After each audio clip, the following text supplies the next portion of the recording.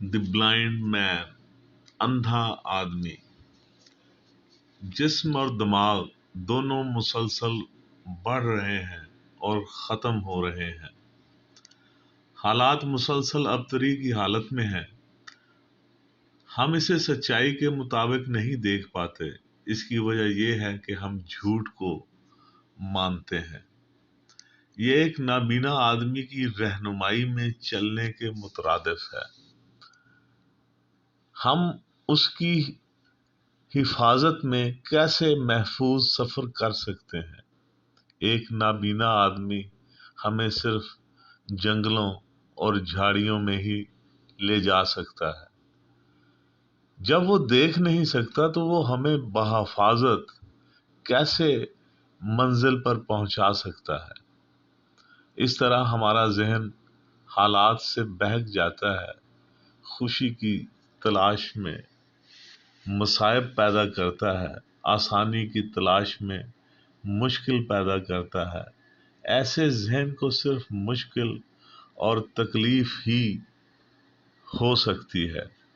ہم مصائب اور مشکلات سے چھٹکارا حاصل کرنا چاہتے ہیں، لیکن اس کے بجائے ہم وہی پرانے طریقے اختیار کرتے ہیں۔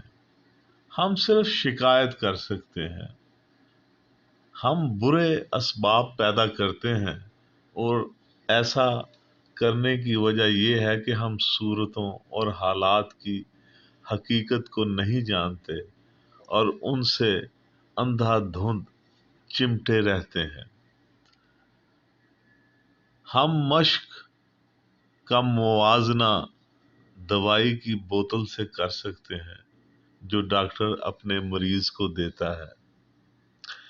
بوتل پر دوا لینے کے طریقے کے بارے میں تفصیلی ہدایات لکھی ہوئی ہوتی ہیں، لیکن مریض خواہ کتنی ہی بار ہدایات پڑھ لے، اگر وہ اتنا ہی کرے گا تو وہ مر جائے گا۔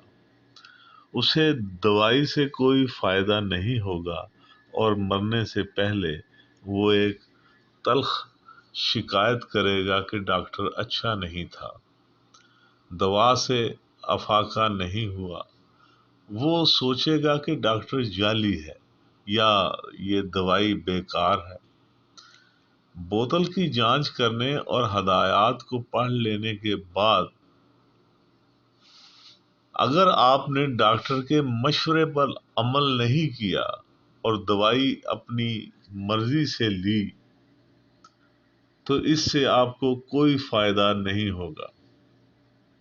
اگر وہ مریض ڈاکٹر کے مشورے پر عمل کرتا اور تجویز کردہ دوا کو باقاعدگی سے لیتا تو وہ صحت یاب ہو جاتا۔ جسم سے بیماریاں ختم کرنے کے لیے ڈاکٹر دوا تجویز کرتا ہے۔ گوتم بدھ کی تعلیمات دماغ کی بیماریوں کے علاج اور اسے اس کی قدرتی حالت اور صحت مند پوزیشن میں واپس لانے کے لیے تجویز کی گئی ہے۔ لہذا بدھ کو ایک ڈاکٹر سمجھا جا سکتا ہے جو دماغ کی ان بیماریوں کا علاج تجویز کرتا ہے جو ہم میں سے ہر ایک میں بلا استثناء پائی جاتی ہیں۔ جب آپ ان بیماریوں کو دماغ میں دیکھتے ہیں تو کیا یہ بات معنی نہیں رکھتی کہ ہم بدھ دھرم کو سہارا سمجھیں اور اپنی بیماریوں کے علاج کی دوا سمجھیں اور صحت یاب ہو جائیں؟ آپ کا بہت بہت شکریہ۔